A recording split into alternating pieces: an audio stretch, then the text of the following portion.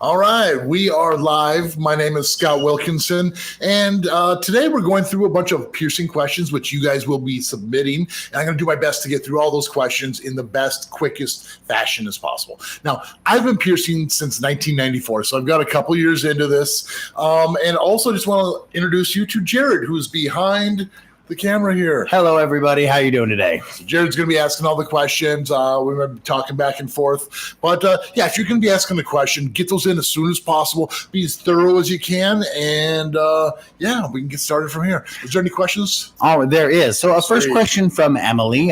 Hey, Scott, I love you and Jared. Thank you, Emily. Thank you. I want to know if you know any good piercing forums or groups. Are there anything on the internet that you follow in terms of that? Anything you know that are good? I don't follow like I used to. There's been a lot of good forums. I know Reddit has stuff and things like that, but there's nothing that I personally follow anymore. I'm just too busy. I hate saying it, but it's like with the YouTube channel and running the business, I just don't have time to hop on there. I've got too many things going on, but I'm not 100% sure anymore what the actual forums are. Absolutely. So I know they exist. So let us know in chat if there's ones that you like, that you think offer appropriate information, then let us know what we can recommend. I'd love to start getting more involved once I get more time with that again. So absolutely. Cool. So Sam has a question. Sure. My septum piercing still stings when I clean it. It's been almost a month and a half, and it's almost impossible not to move it when cleaning it. If the bump is still there, is this normal? Sometimes the bump happens from that irritation. Now, I'm not exactly sure how you're cleaning your piercing, your septum, but the easiest way that I found is by taking that wound wash spray, spraying directly into each side of your septum and letting that solution try to soften up the crusties as much as you possibly can. So spray it, let it sit there for maybe a minute or two. If you need to, maybe spray it one more time.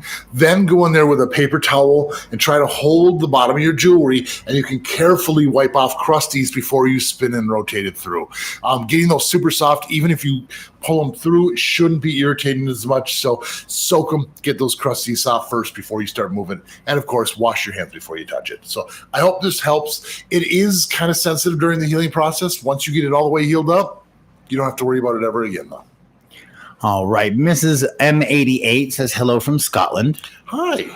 I had a navel piercing that stretched during my first pregnancy. Okay. Now the skin's loose and the jewelry doesn't sit nice anymore. Is there a way to fix it or make it look better? I wish I had the right answer for you, but I don't know of anything. I've tried with a lot of different people, like using Mederma, scar tissue removers, but a lot of times that hole or that fistula has been established, and if you leave jewelry in there, it definitely leaves a darker scar. So I generally suggest taking it out, but sometimes that little flap of skin still stays there, so it doesn't always go away. The best thing I can say is just try to massage it on a regular basis. Sometimes you can break that down. Otherwise, you might need to talk to a plastic surgeon or something like that to help get rid of. Is this something where a re-piercing could work? If the jewelry's just not sitting right, is it possible to re-pierce it in a proper spot now? I don't think. I've never had good luck with it. Like if you like where the bottom is and not the top, you can re-angle it. But that first fistula is all the way there, and putting something behind it, sometimes the body will just push it right into that existing piercing situation. So you spend all the time. It falls into the old hole, and it falls into the exact first starting hole. So It doesn't work as well. Yeah. All right. Bethany says, "Hi Scott, love your videos." Hi Bethany. Could you show us the correct anatomy for a snug piercing? I'm thinking about getting one. Sure. What do you got on the big ears for? I'm looking at the big ears right now. Now, as far as snugs go, let's see here. Like this one here looks like it would be a great candidate because there's enough. You can see the shadow here and here. It actually protrudes and sticks out. This is kind of something you're looking for. This is a man-made ear. It's not perfectly anatomically correct. But then there's also going to be ones closer to this where that looks a little bit closer to a good piercing snug. Like this is what you're looking for. Now, if this part is really, really wide, doesn't have much of a hill, it's just really kind of dense and long and flat, then it won't heal up. Even this one here is not the best of the candidates. It looks like you have a little bit of a ridge, but realistically, there's not enough for it to grab a hold of. So you'd be going through a lot. You can't see there. Now you can see it. You'd be going through a lot of skin to actually get this to heal up. So what do I want to see? Like what's a good ear look like? Is it protrudes a lot? Is it that it's pretty almost narrow? Like a rook. You see how your rook has that natural flap? That's what you're looking for. You're not looking for the round mound area. You're looking for almost a flap. Kind of a sharp This ridge. area needs to be thin. Mine would be terrible. Mine would be absolutely terrible to try to pierce. Because of that big wide nature there's of it. nothing there. So Okay, so kind of a thinner, more narrow snug is a good one for piercing that sticks out a little bit. yes. Excellent. Moving They're a on. tough heel, but they look fantastic when they're healed. Just saying. Hi, Scott. I randomly got a small bump behind my 3-month-old Helix piercing, and it had some pus or something inside of it. What do I do to get rid of it? Number one, just continue with your cleaning, your daily cleaning aftercare. The wound wash spray, try to leave it be. It should start getting better once you stop irritating. Chances are you just slept on it funny, caught a towel, shirt, you're combing your hair and you might have caught it. A little irritation will cause a problem. Now, if your jewelry's way too long, you might want to think about getting a shorter post in it at this point. It should be healed up enough where you put that shorter post, and that shorter post might minimize any movement or irritation that could happen. That's only if you have a lot of posts sticking out. So that's something to consider too. Bobby says, my mom just got her nose pierced this weekend, but it still bleeds a bit every day. Is that normal? How long should we expect it to keep bleeding blood? Bleeding blood, huh, Jerry? bleeding your own blood. Wow, very specific. The thing is if it was pierced with a ring or the jewelry's way too long, Krusty's moving back and forth, acts like a file, and it's going to scratch and irritate, which could cause this bleeding. Because ultimately what you're trying to do is heal that tube of scar tissue, and it's easy to scratch and irritate and become an open wound again. So the key is to make sure that the jewelry's not moving. You're cleaning with the wound wash to keep the crusties off there, because the crusties are the enemy in this situation. Joel wants to know if you'd recommend getting both traguses pierced at the same time, or if there's a reason why that's a bad idea. There's a couple different reasons. I'm going to say for and against. Now, against, if you wear earphones, earbuds, or stethoscopes, you cannot with a healing tragus. So you might want to leave one open if you want to listen to music or be able to do your job if you need to use a stethoscope. So that's something to really consider. As far as sleeping on them, you can sleep on them fairly soon compared to most other Helixes. So it wouldn't be impeding that much, but it is going to be a little bit tender. Sometimes I suggest getting one done, and once you feel comfortable sleeping on it, then maybe try the other. It could be a couple days, it could be a couple months. You don't know till you try. So if you can't just sleep on your back and you're not using earphones or earbuds or stethoscopes, then you should be fine with both piercings. But that's the way I would look at it. Rachel Clarkson wants to know how to get rid of a keloid on her tragus. Now, keloid is a common term that people often use for bumps that's not always 100% medically accurate, right? Correct. Now, a keloid is a medical condition where even if you had like a cut or a scrape on your arm, the scar tissue continues to grow and grow and grow. And you would know if you had this condition. So if you have a keloid, that's something you should actually be talking to your doctor about. You need to be careful about getting piercings because they are prone to getting these huge bumps, and they're a pain to get rid of. Now, most bumps we deal with is some sort of a hypertrophic scarring or just excessive scar tissue from the piercing being irritated. So the easiest thing to do is just get rid of the source of the problem. If it's being bumped and hit, get rid of that source, and that should help get rid of the bump, and the bump will go away on its own once it's healed all the way up. So, I brought up some pictures if you want to see. Yes, please. A keloid is like runaway scar tissue, right? Yes. A lot of times, see ears like this. And generally, the darker the skin, the more melanin, I believe, is in there. And that's what causes the keloiding. So it's more prone to darker skin. But it's not always the case. Because you can even see on the fist on one of the sides over here, you can see some of the keloiding, excessive scarring growing. Yes, just anywhere where you have any skin damage, you get an excessively large scar. Correct. And you can see that this happens to these people. And you wouldn't know if you're generally prone to that type of keloiding. If you just have a little bit of a bump, this is just a piercing bump. That's all it is. A lot of times it's there from the irritation. Get rid of the irritation and it goes away. Excellent. Cool. Great question. I love that one. KK has a navel piercing that has a bump on the inside. It's not necessarily painful, but it causes the jewelry to stick out of the skin strangely. What do we do about that? How old is the piercing? It doesn't say how old it is, but it's a bump. Maybe check on the length of the piercing. Make sure you have enough bar so it's not being sucked in on the inside of your piercing. Maybe the bead size could be a factor if the bead's too big or too small. Sometimes if you have a fancy piece of jewelry that has like a prong set or a different shape in there, that can cause irritation as well. So there's a lot of different factors, but figure out where the source of the problem's coming from. If it's the shape of the jewelry, get a different one. If you need a longer, more smoother, bigger bead or smaller bead. Jill would like to know how to know whether or not your ear is right for an industrial. Okay. Basically, for an industrial piercing, number one, you need to have the ridge, a natural flat ridge so you can pierce perpendicular through it. And same thing with the front and the back. Now, the other really important thing to keep in mind is that you see how this has this huge ridge? It actually sticks out almost as much as the actual ridge here. So that means it would press into here and cause a distortion of tissue, which will not work. So you need to have a clear path like so. Like this is nice and clear. You're going to be able to put a bar all the way from the inside, and that's not going to hit that upper ridge. So that's basically what you're looking for. It's a flat ridge and nothing inside to interfere with the bar. All right. Hello to Sevda and Kim Katie. Glad you guys could be here. Welcome. I've got bumps on my doth, and some videos online suggest trying to pop them. Not sure if that's a good idea. What do you think? I have never heard where popping a bump is a good situation. Never really heard. I mean, like, unless like for pimples at the very end stages, but I don't even think you're supposed to do that. You're not. Yeah. More likely to scar if you pop them. Exactly. So, I mean, I can't think of any situation. So don't pop your bump. Either one. Don't pop your pimples. Don't pop your bumps. Okay. We're giving you life advice Now, here. here's the deal. Most bumps on piercings are from irritation. What do you think popping it's going to do? It's just going to irritate it, and I bet that bump will get twice the size in the next day or two. So refrain from popping it. Just stop irritating it.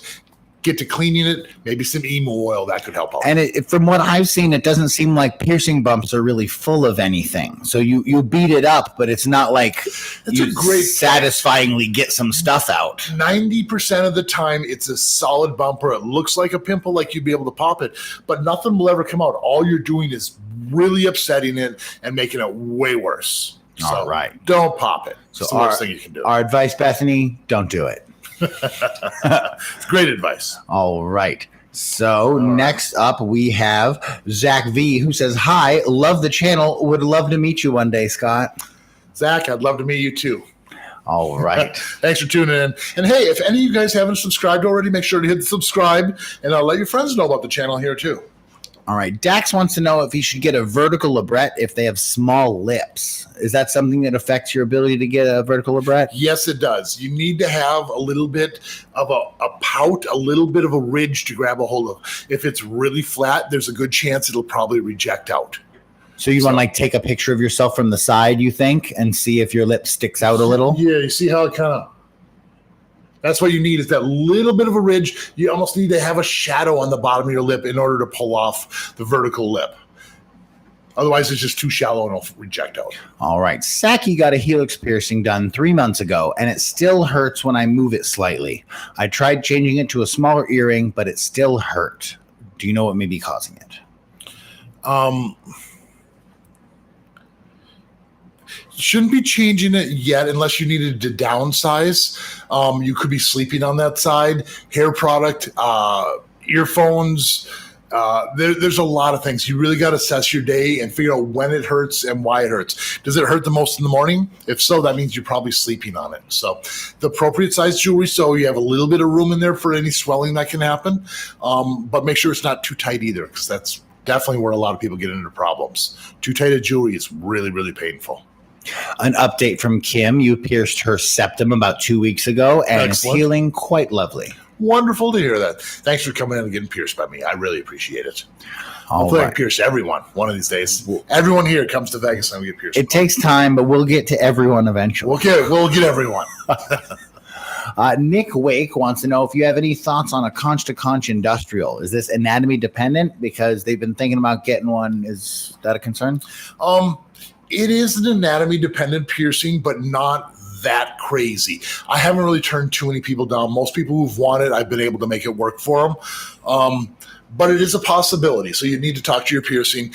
I think they are so cool. It's one of the few industrial piercings that we get to do once in a while, but it's still extremely rare. And what we're talking about is the conch. So basically, you're going to see a barbell from here going down to here. And then on the back of the ear is where you're going to see the beads.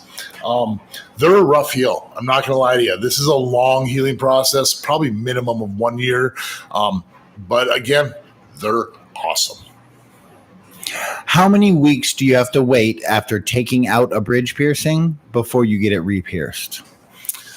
It kind of depends on your situation. Most of the time, I'm going to tell people about a month, but the most important thing is for that original piercing to be completely closed and to try to get rid of any redness and scar tissue as much as possible. If you have like a lot of redness or that scar tissue still popping out and you pierce behind it, a lot of times that bump stays there. So you need your tissue to look as good as possible before you pierce it, because once you pierce it, it's going to stay in that same condition.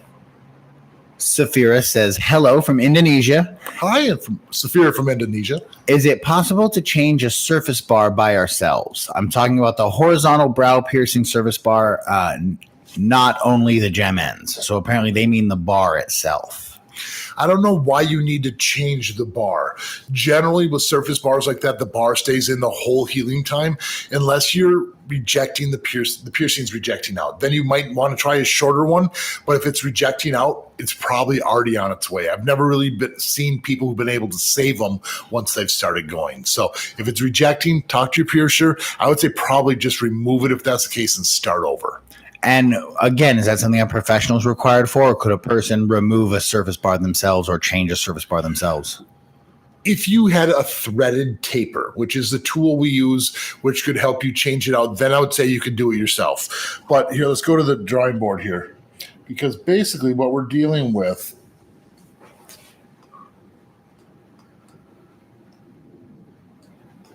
is you're going to have your surface, the smiley face.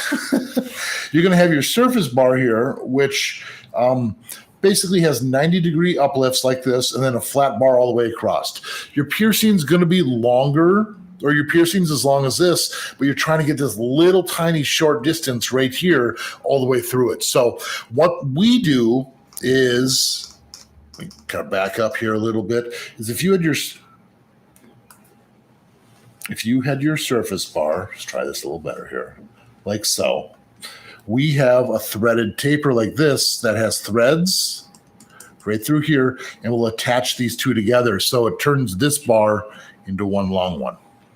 And then you have to like push it through in a U shape. Be able to do it and then push the U shape through, but you're not going to lose your connection. But trying to put a normal surface bar through there, I don't know piercers who do this without that tool. So okay, so it'd be difficult to do that if you did try that by yourself, Safira. Yeah, it's and not you're going to wreck your piercing. It's going to hurt, and you're going to lose your piercing. So go get a professional. Rocco wants to know if it's possible to get a double helix and a septum in one day, or if you think that would be overkill. No, I don't think it'd be overkill unless you're healing a bunch of other things. If you're healing a tattoo and a couple other piercings, that might be much. But if you're talking a double helix on one side, it's just going to be a long healing process. But your septum, it's a pretty easy piercing, and that's generally healed up within about 2 months or so anyway. So I don't think it's too much. If you want it, go for it. Tegan Scott says, hi, my mom wants a piercing that can be easily seen even when her hair is down. No lobes, please. Any recommendations? Lip piercings. If you can pull off a vertical lip piercing, a septum piercing here, anywhere in this area here is going to be shown off really, really nicely. And of course, there's always a nostril piercing, which allows you to do the stud to start off with and wearing the ring, which can be very visible if you want that to be shown as well. So nose and lips, that's the best option if you want it visible. All right. Elusive Tune says, hey, Scott, are lip piercings likely to be irritated by shaving? And if so, what can be done to minimize any issues? Big fan. By the way, I got my jaw pierced after seeing yours pierced. Awesome. Thanks for being a fan. Now, as far as we're talking about shaving around a piercing. I've had a lot of oral piercings, and generally when I get an oral piercing, I start growing the beard out for probably at least like 2 or 3 weeks when I do it, or avoid that area for shaving. It's just a lot easier to deal with because I don't think the shaving cream is necessarily good for it, but I've never had irritations from it either. I just try to avoid it as much as possible. Generally, after about 3-4 weeks, it's not as much of a concern. My bigger concern here is probably the hair follicles. Like if you're shaving, you have a bunch of these little tiny hairs, those could get inside your piercing and that could cause a lot more problems, more so than the shaving cream. Now, apart from irritation, I've known, because I have my Labrette pierced, that it is difficult to shave around. That with a standard razor, you have the problem of trying to like mow around a tree where you can only get so close. Correct. So there's a little missed stuff around the edge. And a lot of people think, well, I'll just take my jewelry and I'll be able to shave. But the thing is you have that fistula, that tube of scar tissue. So it's almost like having a little bit of a pimple there. And there's always a chance of nicking it and cutting it too. Okay. So it's not like you can just take it out and easily shave over the top. Some people can. I know I've nicked a lot of my piercings that way. Very interesting. Yes. I did not know about that. Okay. And so, anything like a nose or a septum or a lip piercing, that really wouldn't affect sleep, would it? No. Most of the time, you're not going to have too many problems. Any piercing new is going to be a little bit irritating, but if you keep it clean, you deal with that week or two of swelling and crusties, and it gets easier and easier as time goes on. Now, Ricky Ant's statement here is that I got a double lip piercing and they got a bump on them and I had to remove. Okay. I think we mean not the bumps, but the piercing. We had to take the piercing out. Mm-hmm. The scars are now still there and it's been months. Will those scars ever go away, or are they permanent? Sometimes you get a little bit of an indent. Every person's scars completely differently. If you're really worried about it, vitamin E oil can help remove scar tissue, massaging and playing with it, and especially that Mederma, which I always mention. So Mederma scar tissue remover, the extreme gel, does work pretty well. If it's an indent, it's not going to get rid of the indent, but it will get rid of discoloration. How long do you have to wait before you can swap out a tragus piercing for a shorter barbell? It depends on how the swelling is. I mean, if it seems like you need it and it's been like a 2.5-3 month range, I would change something out to the shorter post, especially if you had to wear like stethoscopes and things that went in your ear, because the longer post can cause problems. But you still are healing, so you got to keep that in mind too. Is it going to get irritated? You might want to still have a little bit of room for swelling. Anna loves the vids and streams. We're glad you're here, Anna. Thank you very much. Appreciate it. Fun Girl wants to know how to remove an Ashley piercing bump. And if you could, Fun Girl, try to just ask your question once and we will get to it, I promise. Okay. Removing an Ashley piercing bump? Yeah, so you have a bump on your Ashley. What do we do about it? It depends on whether it's the inside or the outside, how new the piercing is. If it's a newer piercing, a lot of times these get irritated and the bump will go down once you downsize and get the appropriate size jewelry. If you haven't downsized and got the appropriate size jewelry, that might be something to consider. It could be lipstick. Certain lipsticks cause problems if it's getting inside the body. Sometimes those don't cause irritation. I know chapstick causes problems. So there's a lot of variables. Depends on the chemicals you're putting in there. Lindsay got a Helix piercing last week and got it pierced with a bar that has a cluster on top. Yep. And the cluster spins when she cleans it. Should she get it changed to a stud so it moves less when she goes into downsize? Even if you had a stud, it's still going to spin. Okay, you just can't see it. You can't see it. Now, here's the thing. A lot of times when you put those clusters in, we gave you the room for the swelling. So the swelling's there, so you have a little extra room in the bar. Once you downsize that bar on that cluster, it's going to pull it flatter to your ear, and it probably won't move around anymore. Okay, because it doesn't have the extra space, at least stuck to your ear. Swelling fluctuates back and forth, so we have to accommodate for that. But those clusters sure do look great. It is frustrating that they spin, but once you downsize, it should fix your problems. Hello to Ina, and we got some happy birthday wishes for you also from Ferdinand. Well, thank you. Thank you. What do you think of Madison piercings? Worth it? I've always been worth it. Probably not. I love Madison piercings. I've never can do enough of them. And we're talking about anywhere pretty much on the throat. It almost goes down into the chest area a little bit, but mainly it's this area here. We do surface bars. I've tried mine so many times. I can't even tell you how many times I've had it tried. And I've never had any sort of success. I've seen one person in my entire history who has healed up a Madison piercing. She's here in Las Vegas, and I can't believe I think she's had it about 12 or 13, 14 years, something like that, which is incredible. Wow. Which is incredible. But generally, it's just not long lasting. They look so cool, but the skin is so soft. There's so much movement.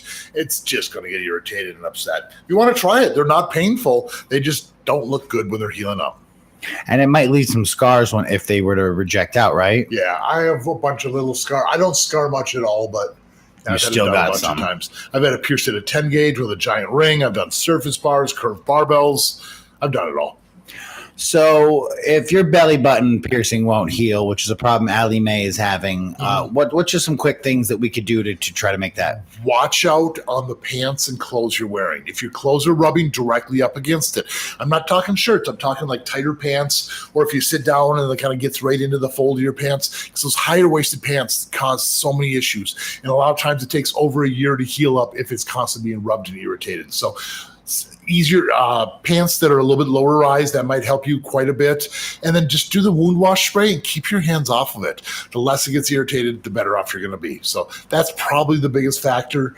If it's beyond that, go talk to your piercer, because sometimes they can be rejecting out. That's a possibility too.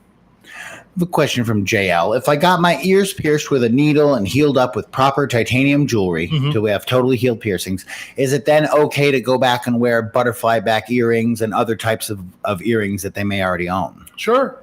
You can wear whatever you want. The most important thing I can tell you is to listen to your body. If you're having an allergic reaction, or if you take it out and your ears are extra red and swollen, there's an issue there. That's going to cause problems. Like, well, I only wear it a little bit each day. Well, you're doing a little bit more damage each day. Now, the other factor is sometimes those butterfly back earrings are going to be really uncomfortable to sleep in. So sometimes the flat back Labrette style jewelry will be more comfortable. But whatever you want to do, you are welcome to do. Just be careful and listen to your body. Excellent. What do you recommend for a tongue piercing, a barbell or a Labrette? I've never even heard of a Labrette in a tongue. They do that? Yeah, once in a while people put like, they're called like M&M discs, and they generally do like a flatter one on the top. I would never do a straight up flat disc on the top of the tongue. That'd be very uncomfortable. The only times I've ever seen people put flat discs on there is when they have their tongue piercing stretched really large. Like if you had it stretched to a 4 gauge or a 2 gauge, you don't have the room for that giant bead in your mouth. Let's put a small disc so it doesn't get pulled in, so it's one of those compromising situations when you're trying to, but generally a straight barbell with beads, more comfortable. Do you have any tips for side sleepers with cartilage piercings? Sometimes those donut pillows work really, really well, where there's like a hole in the middle on blow up, and then you can kind of put your head in there and not actually irritated that way. Sometimes you can take a towel, roll it up so you have a nice long cone, and then you can kind of curve that and use that as a pillow. I've done that many a times. Very cool. Sometimes a softer pillow, more of a feathery pillow, so it cushions and it doesn't hit it as hard. It's rough. It's just going to be a long heal. That's all I got to say. No way around it. Excuse me. How are we feeling about snake bites? I want them so bad. Snake bites are fantastic piercings. We're talking the sides of the lip. They're going to swell. You deal with kind of a rougher week for about, you deal with a rough swelling for about a week or so. But other than that, they're great piercings. Just downsize so you don't do damage to your teeth or your gums. Get a nice short post in there. You can always put rings in there too. I always wore rings in mine. I really like that a lot. So. Hi, Scott and Jared. What are your thoughts on getting a septum piercing as an asthmatic who needs to blow their nose every morning? Would be a bad idea? Medium. I have a lot of sinus problems, and I blow my nose, and I deal with all these nose piercings. Now, the thing is it's a timing situation. Is there a time in the year that you don't blow your nose as much? If there's a season which, you generally feel healthier, heal your piercing up, and then you can get your piercing. And if you have your piercing, you start blowing your nose, and it's really getting sore because of the piercing, then just retire the piercing. It's $60 to get the piercing done on average, so it wouldn't be the end of the world, but find the best time to do it, and it shouldn't be an issue if you can heal it up. Ansu has lobes on both sides and a tragus on the right side. Okay. What non-tragus piercing do you recommend for the left side to kind of balance it out? Sometimes just a simple helix. Just a helix on the outside, a conch on the other side. That's a little bit easier to heal if you're not wearing the masks all the time. Yeah, but I like anything a little bit higher up, from the mid-ear to the higher up, and it'll still kind of balance it out nice and evenly with the tragus. Just a positive story from Tegan. Got a double helix 2 weeks ago, and it seems to be healing nicely. Wonderful. Got a couple of tiny bumps that already went away, and it barely hurts. So. Good. Bumps do come and go. It's not the end of the world if you get them. We all get those little bumps that just kind of is a little reminder, like, take care of your piercings. But good. I'm glad to hear they're doing great. All right. I snagged a nipple piercing yesterday and it bled, but I'm worried about this crater that formed after. Is that normal? You probably ripped your piercing a little bit. Hopefully you have just barbells in there. Go back to cleaning it. Hopefully it's going to heal in that normal state. Sometimes if you rip it, it's going to rip it forward, and that means that it might be sitting at a little bit different angle. So if it heals that way and you're uncomfortable, you might need to take it out and get it re-pierced if it ripped enough. But I'm guessing that's where that crater is. Ouch, I've done this before. I had to check one time to see if I didn't rip my nipple off. It is so hard. So Ice Lucy wants to get a bridge and a septum at the age of 14. Is that okay? And would you do that? I would not.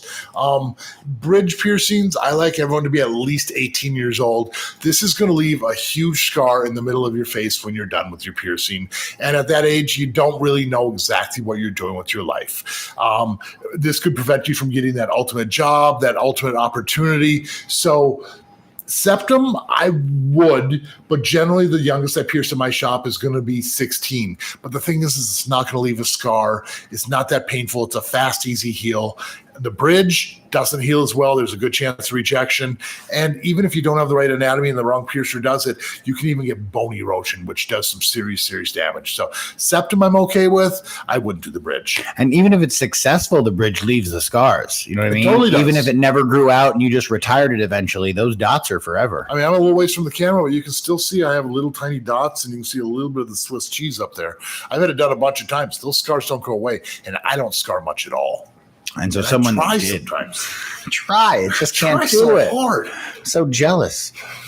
Hi guys from Russia. I can't live without headphones because I love music. Mm-hmm. Does that mean that the doth piercing is just not for me? And if that's the case, what other cartilage piercing can we get as a music lover?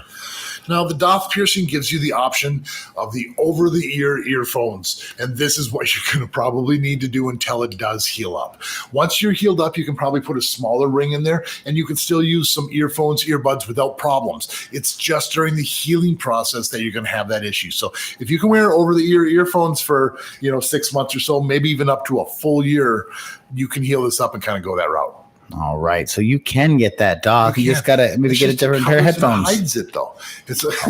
See, it's get clear earphones, clear over the ear earphones. See, now that's a sticker product. on the sides is doth piercing inside. Yeah, better jump on it before Beats by Dre does. That's right. Get that going. Alex is planning on getting a septum pierced this weekend because I'm getting 2 weeks off of school and I won't have to flip it up all the time. Any healing tips? And is it bad to flip it up all the time? No, I was just going to say that. Now, the thing is if you can have it adjusted so you can flip it up inside your nose, that minimizes the amount of movement. Now, your septum is a thin mucous membrane, and it's real easy for that jewelry to spin and rotate. If it spins and rotates, you're pulling crusties through. That's what causes all the healing issues. So what I suggest to all my clients is have it flipped up for the first month so that way it doesn't move around as much, and that's going to heal much nicer for you. I know a lot of people say, you're not supposed to touch it, you're not supposed to move it around, but if you don't flip it up, it's going to be moving around more on its own than actually having it flipped up. Did I word that right? I think so. Okay. There were some extra ones in there, but I think all the important ones were there too. You knew what I meant. They're all there. Sharky's Cosplay says, howdy from Texas. Howdy. I'm wanting eyebrow piercings, but I'm worried about rejection. What's the rejection rate on eyebrow piercings? And is there a way we can tell if we're a candidate or shouldn't get one? Jared's a candidate. Like when you pinch your eyebrow, you see how it kind of lifts up. Like there's some loose skin there, and that's going to work for Jared. And you can see that like the bone structure isn't real pointy sticking out of there. And mine's kind of the same way. That's why mine works. Like I have a little bit looser skin here, and that's what we're looking for. Now, if your skin is so tight and you can't even grab the skin, or if it seems like you have a ridge and your bone's right there, those are generally the more problematic ones. Any piercing can reject. You can even have the piercing for a year or two and someone bops you in the eye and you get hit in the eyebrow. That could be enough to cause it to reject out too. But if they reject, if you catch it in time, take the jewelry out, it doesn't leave that much of a scar. All right. Yes. So Kayla Gay Green went to a bad piercer and got a double helix on July 9th. And this individual used 20 gauge butterfly backs for this brand new piercing. It appears that Kayla has slammed a 16 gauge piece of titanium through them, and it's not healing. But we're doing the wound wash spray. We don't sleep on it, and it's titanium. What do? You stretched it. That's the issue. Not that I'm against stretching cartilage, but generally you need to heal it all the way up. And you went from a 20 to a 16, so you even skipped some sizes in there. So that's the issue. It's going to be sore for a long time. Typically, when I've stretched any of my cartilage piercings, the stretch alone causes soreness for a month minimum. At least a month, sometimes a couple months before it's back to normal. Cartilage does not want to be stretched. That's why I'm so proud of my nostril piercings. So, but you have a fresh piercing, you probably ripped that fistula, that tube of scar tissue in there, and you probably had to kind of start over. So because you did that, start that healing process. It's just going to take a long time. I hope you don't have bumps on there, because a lot of times when you rip tissues, when the bumps cause it to come out and whatnot. So if you have the bumps, you might want to think about starting over, but if you don't have the bumps and it's just sore, keep cleaning, and you'll eventually get there. How does the soreness of a stretch compare to the soreness of the original piercing? It's more throbby in a larger area. Okay. A piercing is a very pinpoint specific area. It's like, yeah, you know your ear hurts, but you know specifically where it hurts. When you stretch the cartilage, it's like all of my ear hurts. Interesting. Kind of sucks. Like all of it. I'm guessing right now you're probably smiling going, yeah, it does. Like that's about right. All right. I've been there many times. I want 3 piercings in a row on the top of my ear like a mohawk. Do you have any opinions on this? It's sort of similar to the trident video on. Well, yeah. There's the trident piercing, but sometimes we just do like 3 individual piercings instead of the trident, which is generally like an industrial and like a half orbital. But anyways, 3 of them up here going through the helix. Let me show it on the cartilage here. Basically like this. So I'm guessing they're like one like that, one like that, and one like that. And then you put like spikes on the top going across, which looks super, super awesome. The thing is you're going to have a little bit longer bar. So this isn't good. You're not going to have it flush and be invisible on the bottom. You have to have a little bit of the bar during the healing process, but downsize in the future. And I might suggest maybe not doing spikes right away during the healing process, because you're going to get caught on things, and the less you irritate it, the faster it heals. But if you need that look, do what you need to do. Miles is getting an industrial piercing tomorrow. Any tips? Yes, go to a good piercer. It's going to make life a lot easier. Have a nice full night of sleep, and eat a big meal before you go in. This just makes life a lot easier. And bring a good support team with you. Not a full team, just a person, maybe 2 if you needed that, but someone who's not going to freak you out and just feel comfortable with. Yeah, have fun. So the BJJ noob went through with it and got a 6 gauge piercing, immediately stretched to a 4 on Friday. On the earlobes? On the lobes. Right on. Congratulations. How'd it go? Well, we use wound wash twice a day, and we're showering with warm water daily. Is there anything else that we should be doing? And how do we know when we're ready to change it to a tunnel? Patience. It's going to heal pretty quick. Now, the thing is make sure you're taking a paper towel and you're getting all the crusties out of there. You're probably bled a little bit. You're going to have a little bit more crusties on there. The key is to keep all those off as best you can. Maybe after about a month or so, then you might want to take that O-ring off on the back if it seems like it's healed enough and really kind of clean off the back of your ear. And maybe go check with your piercer after a month and see how it's doing. We really like seeing checkups on these things just to see where we're at. And at that point, sometimes it's loose enough to where you might be able to change it. But generally, I tell people 2 months before you have to even go up to the next size. Because it's weird. When you get pierced at larger sizes, they stretch naturally. And 2 months, they're almost going to be falling out and you're ready to go. But patience. Make sure it's fully healed. If you overdo it, you rip and tear. And that's what causes more bumps and blowouts and things like that. And watch that guillotine choke, because that puts a ton of friction on your ears when you're trying to pull out. That's right, Jared. That's right. Yeah. You got new problems now. Yeah. All right. My tragus is 3 months old and gets very upset with me after I've cleaned it and has a small bump. I try to be gentle and not move the jewelry and only clean it when it's needed. Is there any tips about what we can do about this bump? Maybe try the emu oil, but continue cleaning it. Sometimes the littlest friction causes those bumps. It's so frustrating, but spray directly on with the wound wash spray. Let it sit. Paper towel to wipe off crusties. Try not to sleep on it. Yeah, and like if they're not going away, that the emu oil can really help. Hopefully you're not wearing earphones or earbuds too. I always forget to mention this, but that's one of the bigger sources of problems with these piercings as well. Chris got my seconds done 4 weeks ago. How long should I wait to get thirds?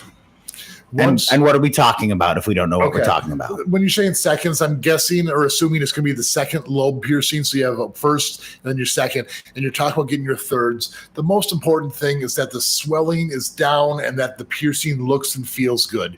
Keep in mind, if you go in there and it's like your piercing's sore, your piercer is going to have to touch that area. So if they're hurting it, they're doing damage. So make sure it doesn't hurt. The swelling's down, and then you'll have a nice straight piercing for those thirds.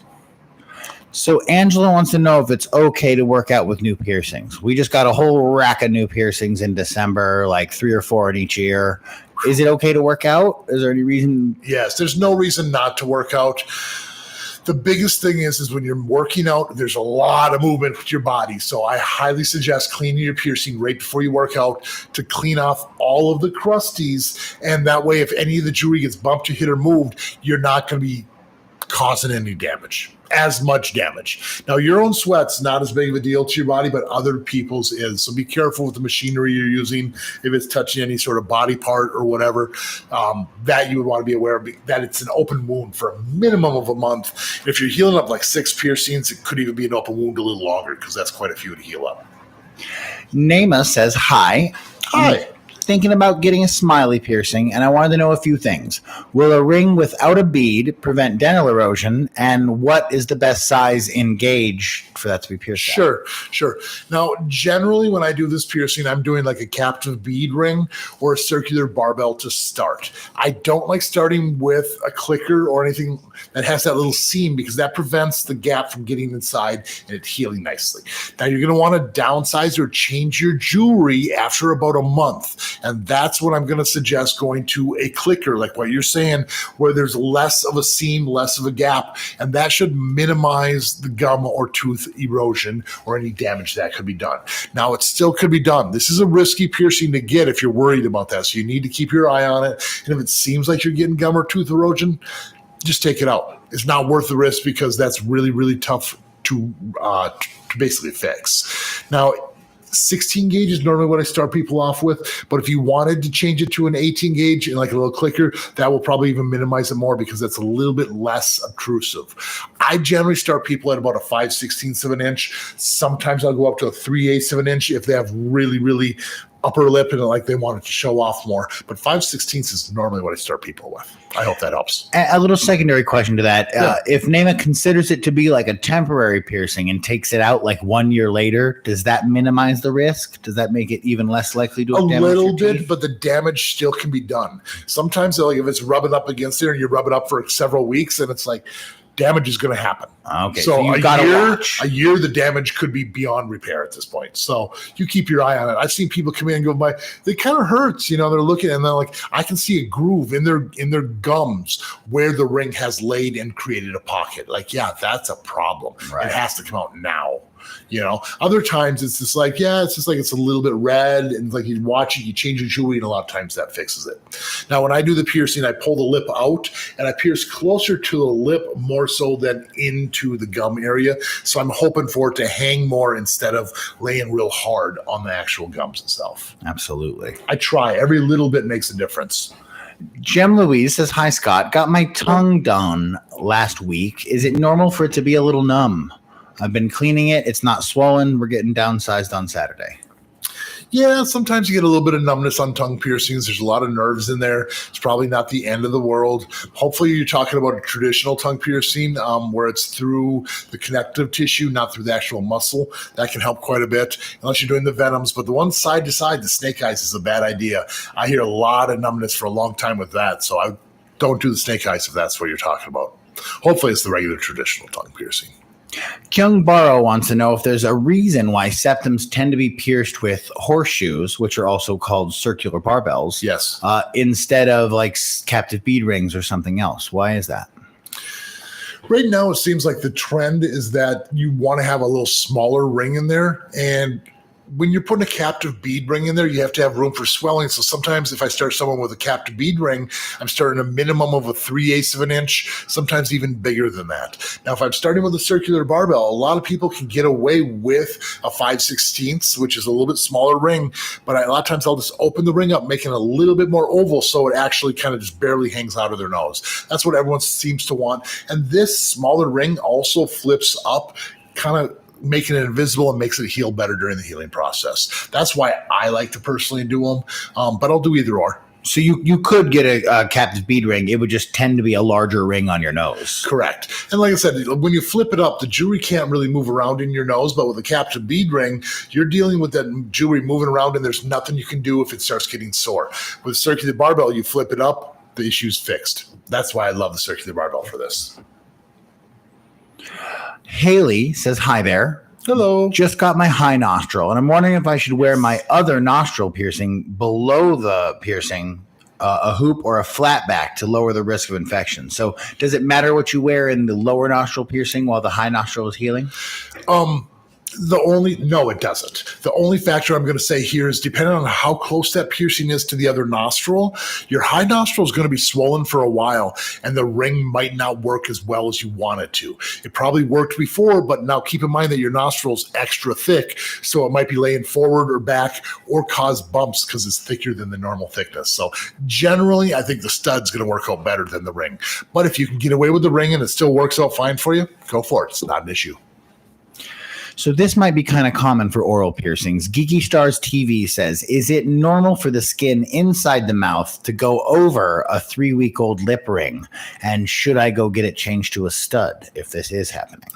It is pretty normal, unless you have to pop the jewelry out. If your skin is closing up, definitely go see a piercer and get a longer piece of jewelry in there. But a lot of times, most lip piercings are going to create a little pocket for that disc to lay in, and that kind of actually pulls it away from your gums and your teeth. That pocket's normal, but if your skin's closing up, that's a problem. Any reason, if you're going in, you already have a septum ring, you're going in to get a nose piercing, you can just wear your septum? Or do you need to take it out so they can get past it or anything? The only time I've ever had someone take out a septum piercing is if it's definitely a huge ring and it's in the way, or if I'm doing like high nostril piercings or it's like a septal piercing, something where it's right next to it, I might need to, depends on the jewelry itself. Most of the time we can leave it in. Studs are easier to work around than the rings are, for sure. So just wear it in, and if the piercer needs you to remove it, they'll tell you. Septum definitely. No problem. Lisa got a VCH today. Any healing tips for her? Yeah, congratulations on that. It's a really, really fast healer. Clean it at least once a day. Check those beads to make sure they stay tight. And you should be healed up within probably a couple weeks, it's going to seem like. Technically, we need to say longer than that, but most people are pretty comfortable within a couple weeks. So congratulations on that. Question about the UFO piercing, which is the forward helix rook orbital. Yes. Does that have to be pierced all in one action, or can that be done at a separate time? It has to be pierced all in one action. I just had a request for that the other day, and they didn't have the right anatomy. I was so bummed out about it. So bummed. But yeah, basically what's going on for that one is we're going to be going through like the forward helix here and also the rook, and then the ring lays like this. So I think that kind of helps. So is it? Yeah. It goes through here and here at the same time, this part, and then the rest of the ring kind of comes out on the front here, like so. Okay. Yeah, it's really, really cool piercing, but you need to heal those angles up, and your Jewy has to sit at the right angle, so it has to be healed as one. Sometimes you might be lucky and you might have the right angle forward helix or right angle rook where we can actually adjust it and like re-pierce and still heal it with that ring in, but you can't heal them separately. The Midnight Zombie wants an oral piercing, but is worried about tooth damage, as we all are. Is there oral piercings that are less prone to damage? I have small lips, so I don't think a vertical Labrette would work. Love the show. Thank you very much. The only oral piercing I know that is really not as prone to oral damage is going to be a tongue web, which is underneath the tongue there. The only real risk for damage there is if you don't check your beads and the beads come loose, you could bite down and do damage. That's with any oral piercing though. But for lip piercings, tongue piercings, the studs, you can still bite down on any of those at any point in time. I think the one time I did have them in rows, they were kind of higher up there above my mustache line here. Those were not in the way whatsoever, and I don't think I could have bitten down on those, but that's the only other option I would think. Christopher is getting a tongue piercing in 2 days. How to heal it best and what to clean it with? Generally, what I suggest is going to be a mouthwash that's alcohol-free. I love Biotine. Biotine works amazing. And what I suggest is a rinse after every major meal. So maybe 3 times a day, maybe a max of like 5. You don't want to over-clean this. Now, also, when you're brushing your teeth, you just kind of want to brush your teeth normal, but also brush your tongue gently and try to clean the thrush off the top of your tongue. The thrush is that white bacteria. So clean the top of your tongue and remember to check your beads to make sure they stay tight. They will get loose. Hello, Ariane and Josephine. Glad you're here. Hi. Jennifer wants to know, in your opinion, what's the hardest ear piercing to change at home? I'm staring at Jared's ear here right now. Got a ear cam. The hardest one to change at home, it's probably going to be the doth piercing. The inside there, yeah, that doth, like changing out a ring. It might be easy for some people, but it's difficult. I can see how it would be because it's kind of a blind hole. You can't really see where you're working. Maybe a tragus, but you can still hold on to the stud and kind of pull it forward. I would say doth is probably going to be the most difficult. Most difficult is doth. Yep. All right. Final answer. Steph got a nose piercing December 26th of last year. When's a good time to be able to change it? You should be about ready. If it's still red or has a bump, then I would say wait a little bit longer. If you're changing to a ring or any sort of a hoop, I generally suggest a minimum of 3 to 4 months before you change to that. If you had any bump recently, like any irritation, if you change to a ring right away after, a lot of times that bump comes back. So make sure you're fully healed and comfortable for at least a month. A follow-up from Lisa. Why did my VCH hurt so much? I don't know. Where did you go? It should not have, you're saying. No. Every person's different. I mean, you can pierce 10 people in a row and everyone's going to tell you a different thing. So maybe you didn't get the right amount of sleep, stress in your system. Maybe the piercer didn't have the right energy for you. Maybe you went to a piercer who used lower quality needles. I don't quite know. I wish I had a better answer for you. Normally, the way I describe it to most of my clients is like if someone came up behind you and they flicked you in the back of the ear, like hard. It's like, ow, it's a quick, sharp pinch, and the pain should be gone away. And that's generally what you're dealing with. Just ow, and it's done. For most piercings. That's what of all the piercings I've done, that's how most people react and tell me there shouldn't be much pain afterwards. So interesting. Dom has an industrial on his right ear, and it keeps getting caught on clothing. Is there anything we can do to help it heal fully? Depends on the jewelry you have in there. If you have super long antennas at this point, you might want to shorten it up. If it's sticking out too much, you should barely see just a little tiny bit of bar on each side with the beads. If you have huge spikes on there and they're sticking out that much, you need a shorter bar. Otherwise, just be more careful and just be aware. Once you heal it up, it's not an issue, but you just got to get to that point, and that's the tough part. So Just Your Imagination has a question. Sure. We know you like no-pull discs for piercing bumps. Yeah. Is there any use in putting these on a fresh piercing to try to prevent bumps in the first place? Because we want to get our rook pierced, but we've seen some horror stories and we're trying to head it off the pass.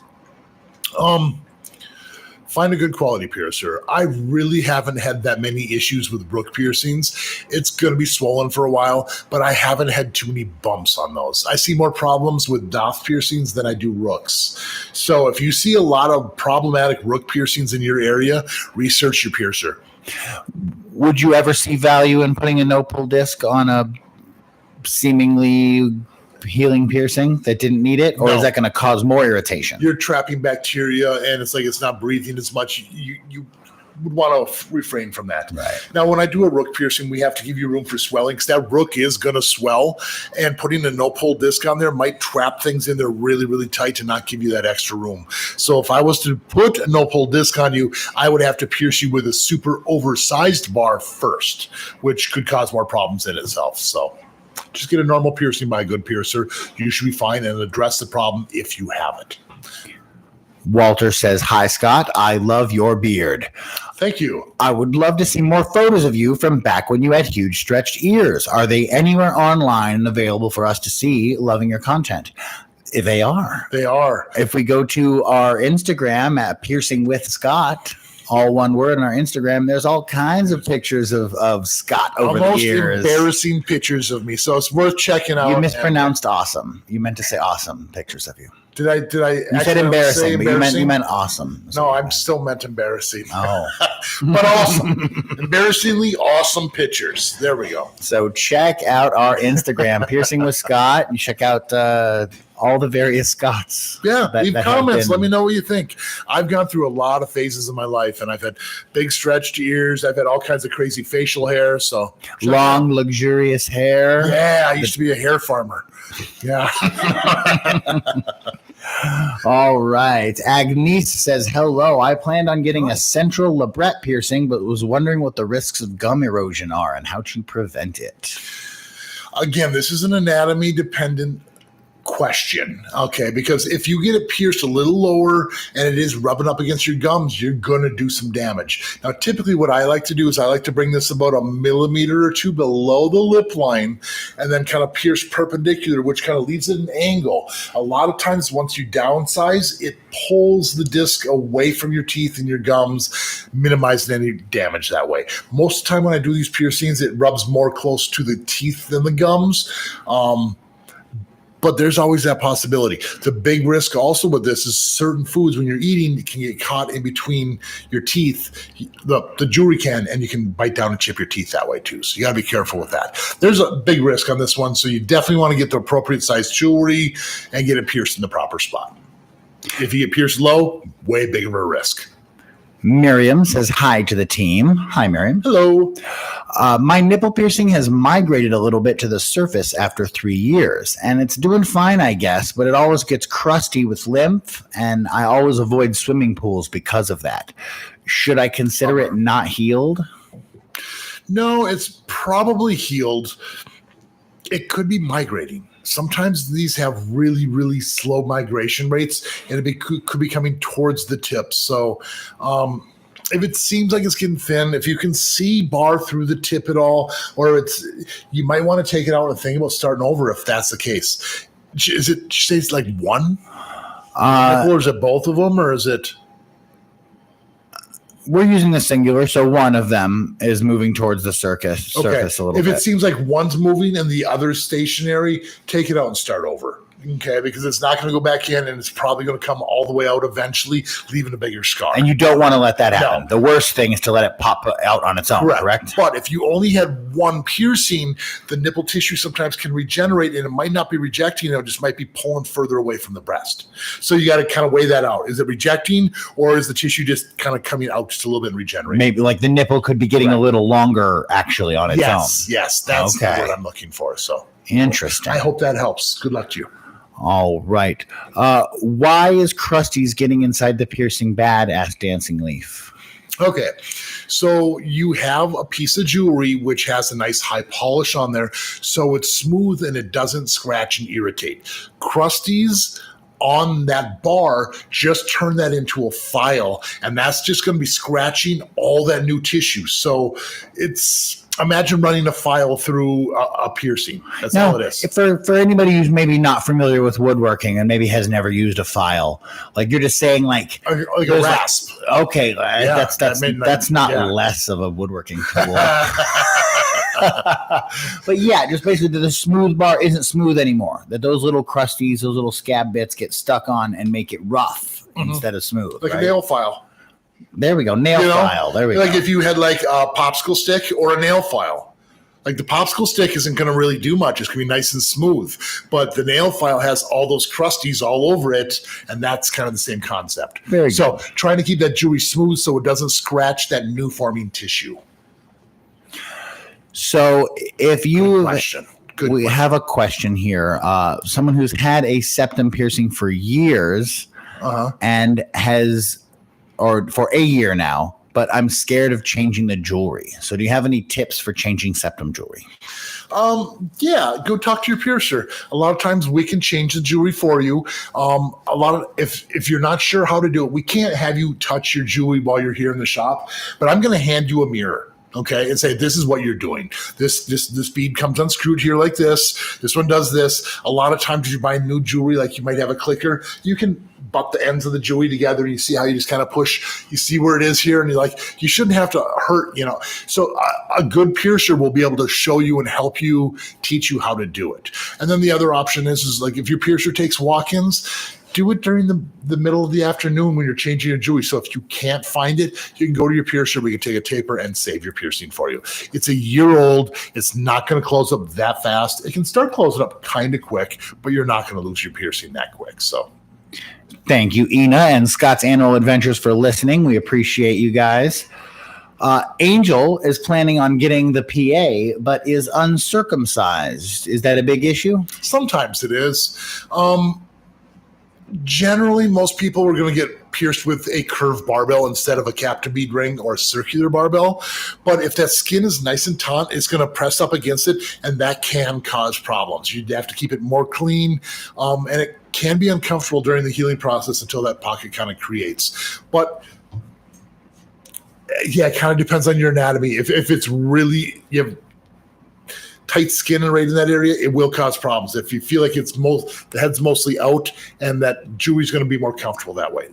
It's kind of a tough situation. It's person to person. I've seen it go no problem. I've also seen other issues with it. So going to have to kind of have a piercer take a look and a piercer. A story from Super Co-Out that just got a freshly stretched conch to a 2 today. So excellent. Enjoy. That's a big step. That's mathematically one of the biggest jumps you can do. So it's a rough. It's almost 2 millimeters, something like that, almost that much of a jump. So, and it's going to hurt for a while. Be patient, but you did it. The Coffee Addict is getting a Helix and a Tragus pierced on Saturday. I was wondering if it'd be possible to wear headphones immediately after, and if not, how long do we have to wait? How will we know when it's headphone time? Your body will always tell you. If you're talking about, I'm sorry, what piercings were they? This was a Helix and a Tragus. The Tragus, if you're wearing earbuds, the Tragus is going to be a long time before you can wear those earbuds without causing problems. I'm going to say a minimum of 3 to 4 months. Minimum, and then you got to kind of listen to your body, because even if you put it in there like, oh, it doesn't hurt, you're distorting the tissue, you're pushing that jewelry, it's not sitting right, and bumps will form. So generally 3 to 4 months minimum. If they're over the ear, then you got to worry about the Helix piercing being pressed into your ear. So you kind of got It's tough two for both. different problems. Yeah, maybe headphones will be a problem. If it hurts, for a you're minute. doing damage for sure, and definitely stay away from earbuds 3 to 4 months. That's the best advice I can give you. It's going to be rough. So Nick says that a local piercer in his area pierces industrials with 2 different barbells and not 1 bar. Is this an issue? And do you recommend that he go to a piercer that does it this way? No, I don't suggest this at all. You're going to have you're going to have problems in the long term. Now, here's the deal. When you pierce initially, piercings we talk about can migrate. So if I pierced one here, this one might change to this angle if it feels more comfortable when you're sleeping, and this one might change to this angle because of the way you're sleeping or your hair or headbands. So there's a lot of factors that are going to change the angles. Now, if you heal it with the bar in there right away, these angles are established to work with each other, then it becomes one. But if one's at this angle and you have to twist that bar down, your ear is going to form bumps, and the bumps will never go away. So you see a much lower success rate with the 2-bar method. It drops the success rate dramatically. Now, it's going to seem like, I can heal it way faster. Yeah, but the Nostril still won't work. Okay, so you'll technically heal faster, but you won't be able to wear a single bar without causing problems. Correct. Yep. All right, so don't do it, Nick. Go to someone who does it with 1 bar. Yeah. I'm not saying it's not possible, but the odds are not in your favor. Carson, we don't recommend you pierce your own lip. You should probably go to a professional, and they would do it much better. There's teeth and gum damage you can do. The angles, you want to make sure everything's clean, so you don't want any metal allergies being introduced to your body because you introduced the wrong metals, and pretty soon you can't even wear belts. Snaps on your jeans will cause problems. It's amazing all the issues you can have piercing yourself at home. So Julia wants to know, what's your honest thoughts on dahlias? Do you like them? Medium. I've never had the piercing. It's one of the few that I've never had. Dahlias are like the sides of the cheeks here. I like them a lot better than the actual cheek piercings. The cheek piercings are super cute, but they can cause a lot of issues. I haven't seen the issues with the dahlia piercings, so I like them. I think they look great. It's kind of cool how you can just angle them up a little bit or down and just completely change the look just by the placement alone. So I guess I'm a fan of them. I've just never had them, so I can't tell you my honest opinion on wearing one. Exactly. Yeah. Dashcam California wants to know your thoughts on hangers and stretch lobes.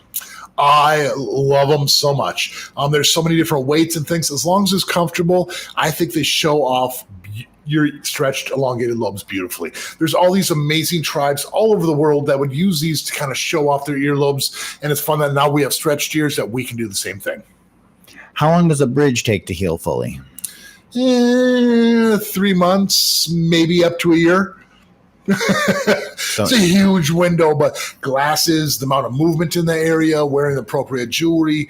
I think it was around probably like 6-8 months before I stopped having problems with mine.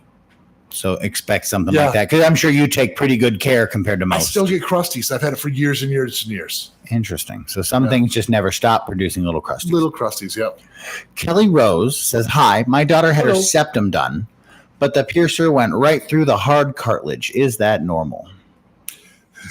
Is it normal for some piercers? Yeah, some piercers do that. Is it right? No. So, proper piercing is through the septum, which is that thin mucous membrane, which is going to heal up way faster. If it was just done, maybe you could take it out and find another piercer and they can do it properly, and it's going to still be healed faster than the one cartilage. Sometimes going through all the thick cartilage, expect 6-month healing process. Proper septum piercing is about a month. So if it's all the way through, it's going to be a long, hard. Does it look good enough to keep, or is it worth starting over too? But in the long run, it would heal up nicely in a longer period of time. This will eventually be a nice, happy septum, most likely. Correct. Okay. Yeah. As long as you like the placement, you can keep it. There's nothing wrong with that. It's just a longer healing process. All right. Should I use weights to stretch my ears? Nope. It's that simple. If you're using weights and they're too thin, you're going to get that cheese cutter effect, and it's going to start cutting and making your ears thin on the bottom. The best way to stretch your ears is just by time. Once you have that natural gap in there, you can see light through it, and the new jewelry just falls into place. That's a proper stretch. Sometimes you can use tape, electrical tape or Teflon tape wrapping around there, and that'll help you get up at a faster rate too. Sid says, Happy Wednesday. Happy Wednesday, Sid. What's your opinions on nape piercings? And is this something that could really be like a long-term piercing or not really? 100%. I love nape piercings. He's excited about this one. I am, because I have some gold discs on order, some 5mm gold hammer discs for my nape piercing. Oh, you're doing it? I'm planning on doing it, yeah. Hopefully Andy's going to be able to come back out and do another guest spot here in the next couple months, and then I'm going to have him probably pierce my nape with that. So very cool. I'm getting my redone. Long term, absolutely. I don't know why I took mine out. I think I just got bored and I took a whole bunch of piercings at one time, but I had mine for 10 years. It wasn't problematic. Mine was even done way back in the day with way too long of a bar. I had externally threaded jewelry in there. It's amazing mine even healed up, but I had it for 10 years. So I'm totally getting it redone again. Very cool. Go for it. Positive thoughts on that nape, Sid. He's into it. Two things, two issues on the napes. Number one, huggers. People who put their arms around there are going to get caught on there. It's kind of an issue. And sometimes your hoodies, jackets have that little loop where you can hang them up. Cut that. Cut that. Cut it off. Cut it off. All right. Jazz is thinking about getting a surface tragus. Any advice, and are they likely to reject, in your opinion? Yeah, they have a very high rejection rate. When you say surface tragus, you're talking about like the sideburn, which is the skin on the front here. If you can get proper placement and the skin's thick enough, you can get it to sit flat. They'll heal really nicely. If they protrude out too much or the skin's really thin, they're tough to heal. So, yeah. All right. I have many piercings, and all of them seem to reject any cleaning after about 3 days. I've tried the recommended sprays from my piercers, but it always got a bit infected. Do you know why? They seem to reject. I'm not sure if they understand what I don't think they mean reject in the sense that the piercing's leaving. I think they mean that it doesn't seem to wish to be cleaned. Okay. It acts better if they don't spray it with the sprays, perhaps? Depends on the spray you're using and how harsh it is. Sometimes the wound wash spray comes in a real full stream. You know, like squirt bottles have the full stream and then the fine mist. The fine mist is a much better way to go about it. So if you're using the full stream and you're hitting it real hard, that could be really upsetting it and you're piercing out like, I can understand that. So make sure you're using a fine mist. Paper towels to try to wipe off any crusties. It's going to be your best bet. Stay away from Q-tips and cotton balls.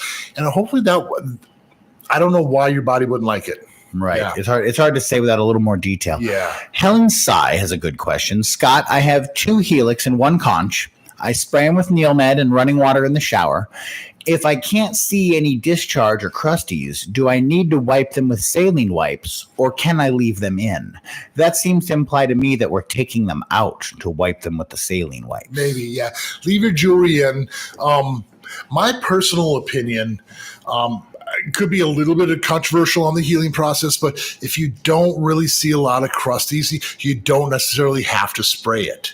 You know, if it's not being irritated, you don't have the crusties. If there's no problem, you don't need to try to fix something that doesn't have the problem.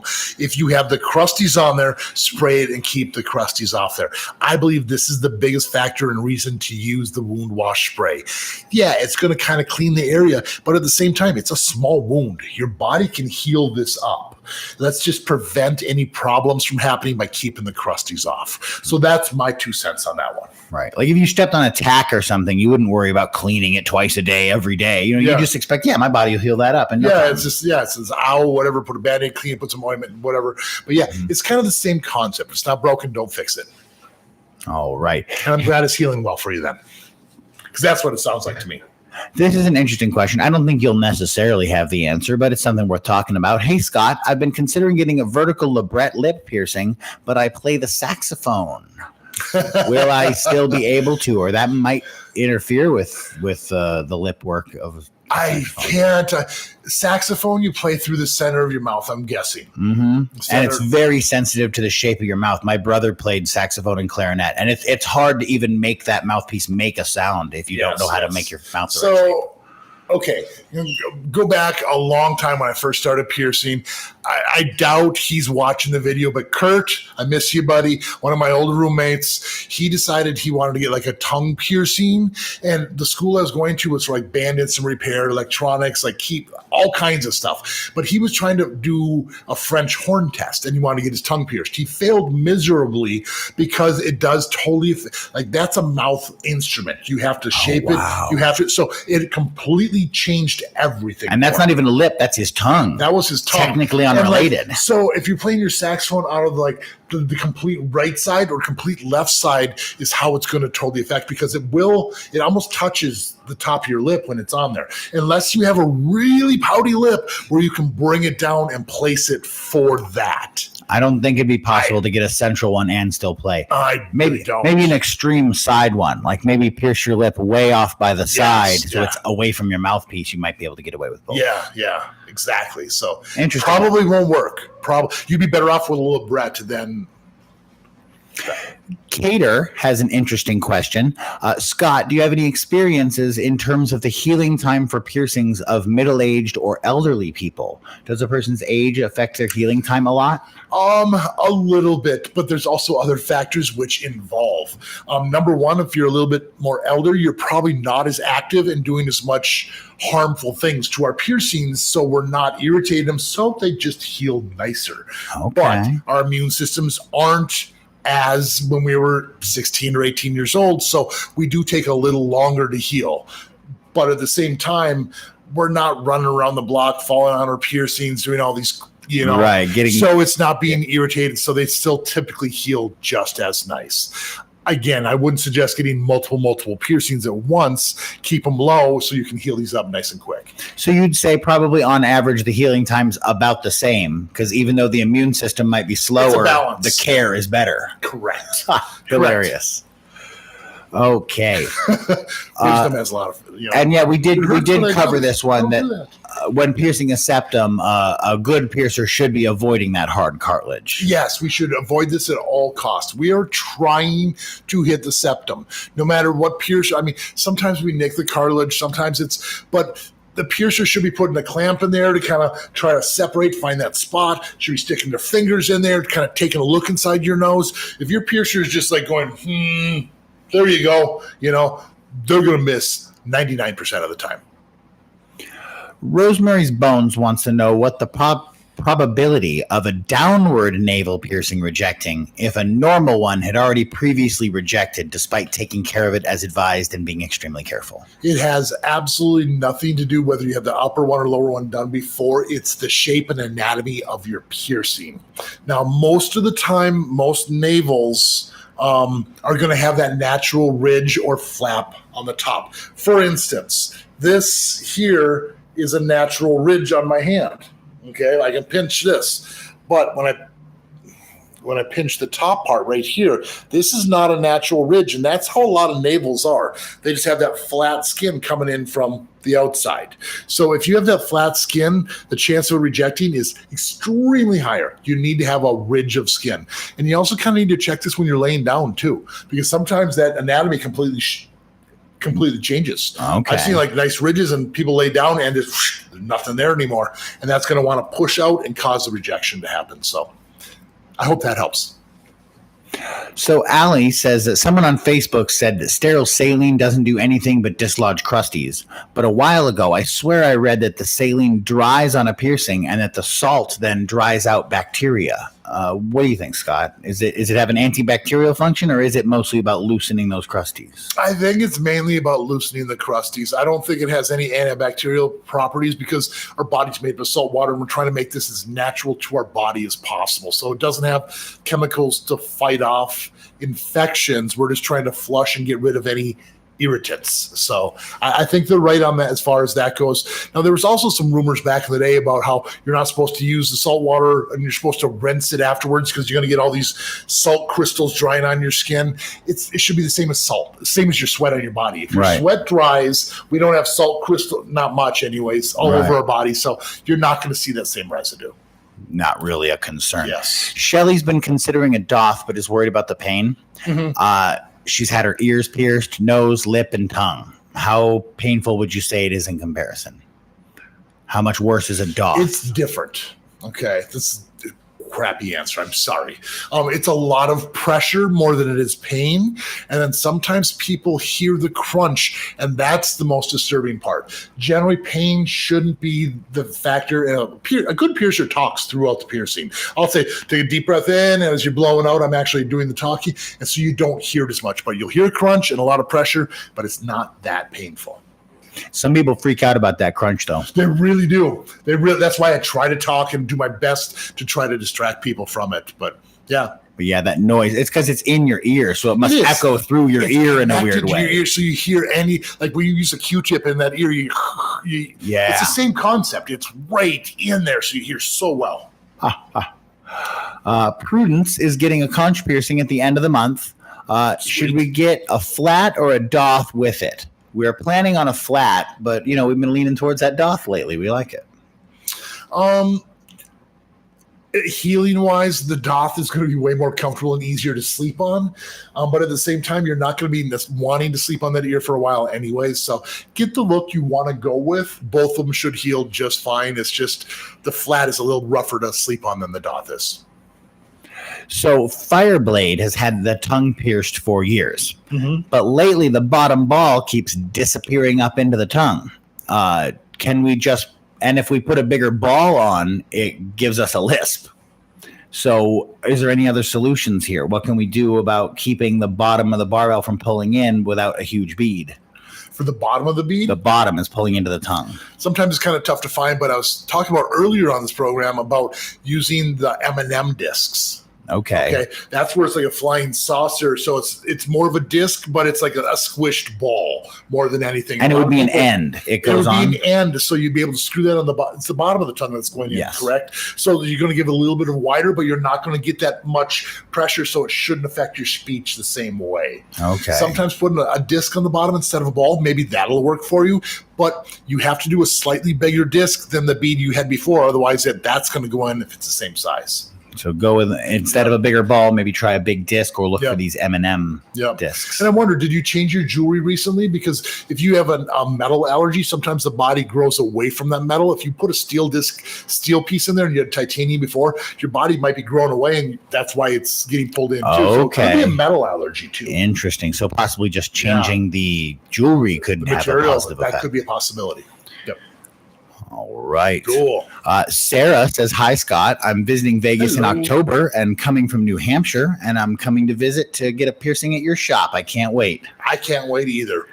Make sure you get an appointment a week or two before you come out to make sure we... Just go right on our website, piercing.vegas. We'll be able to get you all set up with that. And if you have questions about the appointment, just give us a call. So, absolutely. Can't wait to pierce you. All right. And again, if you guys haven't subscribed, make sure you hit the subscribe button. That always helps me out so much. You guys are so amazing. So amazing. All right. Elise has a question. Sure. My nipple piercing has bumps. It's a month old. I clean it twice a day with my homemade saline solution made of a gallon of distilled water and 8 teaspoons of non-iodized natural sea salt. Help, please. Okay. I am not a fan of pre-mixed sea salt water. Now, number one, it has to be mixed exactly. It sounds like you're doing that right, but they also say you're not supposed to store it because like the large jug of sea salt water can start building up bacteria. Now, if you use the wound wash spray, like I always talk about, it's sterile saline inside a can. All you do is you spray on there and let the solution soften the crusties and you can wipe them off. It's sterile, it's pre-mixed, and it's going to work out much, much better for you. If you're not using the right salt, if it's not measured exactly right, that does cause more problems. So that's what I would suggest. Sometimes bumps happen. Sometimes less cleaning is better. Like I was saying earlier, if you don't have crusties on your piercing, you don't necessarily need to clean it, but once a day minimum, sometimes twice. And if you have bumps, sometimes you might have caught it on that rag, loofah, bra, things like that. So you just got to be careful about that. All right. It'll get better. Be patient. We're all friends here, Vincent. We're your friend. Everybody's your friend. Yeah. Katos says, can I get snake bites piercings if I had braces on my teeth when I was a child? Is there any reason that would affect it? Get snake bites on what? If they had braces, but now they're gone, would there any reason why they couldn't get snake bites now? Your parents might kill you because of possible tooth damage or those expensive tooth teeth. damage, and like your parents spent a lot of money on braces. That would be the only thing. You should be totally fine. Retainers. If you're wearing like a tooth retainer and that rubs up against your piercing, that could cause a problem if you're still wearing that. Otherwise, it should be totally fine. All right. Sly Skies says, I'm planning to get my nostrils punched at 4 millimeters. Have you noticed any change in the amount of colds, flus, or sinus changes you have with your stretch nostrils? If it matters, they're planning on wearing solid jewelry. No, I've never had any problems. Mine were originally pierced at an 8. The other one was pierced at a 6, and I've been stretching them up ever since. I've always had sinus problems, but it hasn't changed anything. There's no difference in the way I have to blow my nose. The only difference would be is if I'm wearing hollow plugs in my nose, I have to cover the top as well as the bottom. The biggest, most surprising change, I don't know if any of you know this, but one time I jumped into a pool and I had hollow plugs in there, like some eyelets, and I came up choking. I'm a great swimmer and I know how to go underwater, but I came up because water shot up my nose with holes on the top and the bottom. There's no stopping water from shooting up your nose. You got to wear solid plugs if you're going swimming if you have big plugs in your nose. Little known fact. All right. If we're stretching our septum, but we're having trouble getting from the 12 to the 10, what tips do we have? You want to wait a minimum of probably 2 months, maybe 3 months between stretches on those. What are you wearing for jewelry? If you're just wearing a small little staple retainer in there that's not moving around, there's no weight on there, and that can't really help stretch it as much. Once you have a little bit of movement, that helps. So wear the circular barbell in there, 2 to 3 months minimum between a stretch. And yeah, if you can move your jewelry back and forth and it's really easy, that's when you're ready to do the stretch, and do it in the shower. The hot water, like all that steam in there, softens all the tissue and things will stretch easier, but don't hurt yourself. So Beauty She Is had a rook piercing and it had a bump. They would use some tea tree oil and the bump went away, but it still hurts slightly. Is that any concern for a rook? Just keep cleaning it and it'll go away. What do you think? Keep cleaning with the wound wash spray. Generally, I don't suggest using the tea tree oil. Sometimes that causes more problems. I know it seems like it got rid of the bump, but I'm sure you got rid of the source of the problem, which the tea tree oil just happened to be at the same time. So the tea tree oil might have kind of brought you back to a more of a raw state on the healing process, is why it might be a little bit more tender. That would be my guess. So keep cleaning it. You should be back to normal fairly soon. Sometimes these take up to a full year to heal too. Rodney Wilhelm wants to know, what's the normal number of Hafadas to get done at once, and how long should you wait to get more? What's a Hafada piercing? A Hafada piercing is basically where it's a scrotum piercing, where it's like this is the scrotum and the penis is coming out the front here. It's on the sides. There's these little tiny flaps of skins on the side. So you generally do like little curved barbells or rings on the side of the scrotum. Typically they're done in pairs. If you want it elsewhere on the scrotum, it's generally not called a Hafada. Like it's just a scrotal piercing. But typically 2 at a time. I'd be willing to do up to 4 at a time total. Sarah has 3 nostril piercings, and one of them always gets mad and pinchy after a while when we wear a hoop in it. They were all pierced at different times by different people. What could make that one act up? If you wear the hoop all the time and it's just once in a while it acts up, I'm not 100%. Maybe you need a slightly bigger hoop. Sometimes the hoop could have a gap, a seam, a scratch where that gets inside and irritates it. So maybe inspect your jewelry, see if there's anything that would cause that problem. Other than that, I don't know. I mean, if you just put the hoop in and it gets sore by the end of the day, yeah, because your body needs to get adjusted to having that curved hoop in there compared to the straight stud. That could be the factor too. And it could be like distance from the edge of your nostril also, right? Because the ring has to be the right size for correct where your piercing is. Correct. Mac got an eyebrow piercing a few days ago. Should we wait for that to heal before we get a second eyebrow done next to it? I would, because you're going to be pretty swollen right now, and it's going to be pretty sore to get it. So I would say at least a couple weeks before you get the second eyebrow piercing. And keep in mind, we're still going to need to pinch up that area, and if it's right next to it and that's a little sore, it's not the best time. So make sure it's comfortable, and you don't want it too close to that other one. Otherwise, give it a couple months. Lisa would like to know, when can you do bedroom stuff again after getting a VCH? How long should one refrain? Use common sense. It's technically an open wound for about a month. So, and if it hurts, don't do it. Generally, it's like 3 to 4 weeks is what most people wait. So, but if it hurts, back off, because then you're doing damage, and it's going to be a way longer healing process. Generally, these are healed up in about a month. Actually, Diogenes says, howdy from Canada. Hello from Canada. What is your all-time favorite piercing? And it doesn't have to be one that you've had, although you've had most. My all-time favorite piercing, I've always loved my bridge as far as like a piercing on me. But my manager at my shop, I did a septral piercing on her, and that's probably one of my favorite piercings I've ever done. Is the septril just because of the rareness? Yeah, it's the only one I've ever done, and it's just crazy rare circumstantial piercing where you don't get to do them. Absolutely. Yeah. All right. I've done a lot of cool piercings. I should just do a video on just all the cool piercings I've done over the years. Just the rare ones. Explain them. Dig back through the old book and find the pictures of these things. What do you guys think? Let me know. All right. Next up.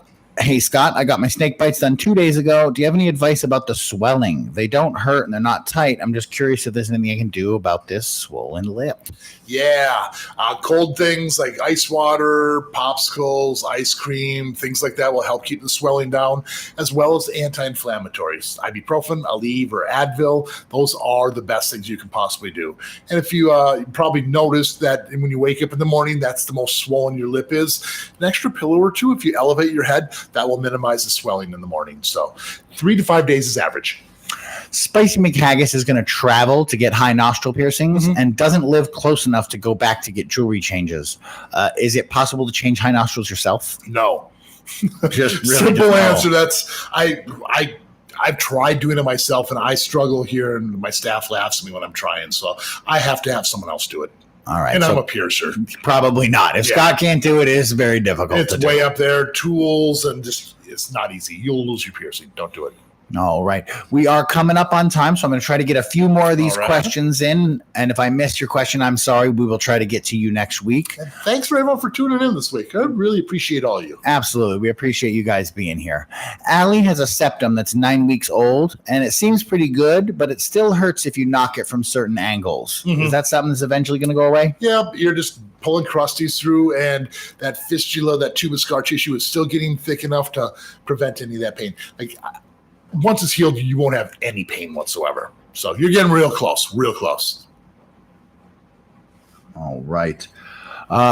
Why should I check the beads? If the piercing is new, it's recommended to be touching the piercing and moving it for bead checking. So where's the fine line there? You tell us to leave it alone, but at the same time, we got to check those beads. Correct. When you're cleaning your piercing, you're going to spray with your wound wash. You're going to get all the crusties off there. Be nice and gentle so you don't really move it around. You're also going to be washing your hands at the end and just very gently just checking your beads. You're not trying to crank and pull on your piercing. Just make sure those beads are on there, because if they fall off, it's just going to fall out. Anything with threadings can come undone. The longer you have your piercing, shampoos, soaps, oils from your body, conditioner, all these things will create a seal around there and lock it into place. If it is going to come undone, it's the first, got the hiccups, several weeks of having the piercing. All right, we're going to get just a couple more questions in here. Yum says, love your outfit, Scott. Thank you. I love the shirt too. I was wondering if I can get a vertical conch industrial and double helixes at the same time, or does the swelling from the industrial possibly make the helixes crooked? I personally would suggest only the conch to conch industrial. That is a rough healing process, and you're going to want your immune system as strong as possible to heal that as quick as possible. You do not want to prolong that one because you're not sleeping on it the whole healing process. So that's my suggestion. Otherwise, if you wanted to do them, maybe even think about getting zinc supplements, multivitamins, something to boost your immune system, because it's going to be rough. It's going to be real rough. And we'll just follow up from Melaniana. I'm sorry, it's terrible. But we spoke to her earlier about how she didn't clean her piercings as often. She found that messing with them and spraying them with the spray caused trouble. Yeah. Just clarifying that they basically clean it once a week, and they find that just works a lot better than playing with it every day. So that's a clarification of what we were saying. 100%. Thank you for pointing this out. That's exactly what I'm saying here is like, if you don't have crusties, you're not having issues or problems, you don't need to clean it. We're just trying to prevent problems from happening. So if you don't have the crusties, our body can handle these wounds. A piercing, small, tiny. We got this. Let your body heal it. So excellent way to end this all up. Again, if you're not subscribed, hit the subscribe. Thanks for tuning in and watching, and we'll see you all next week. Remember, keep putting holes in your body.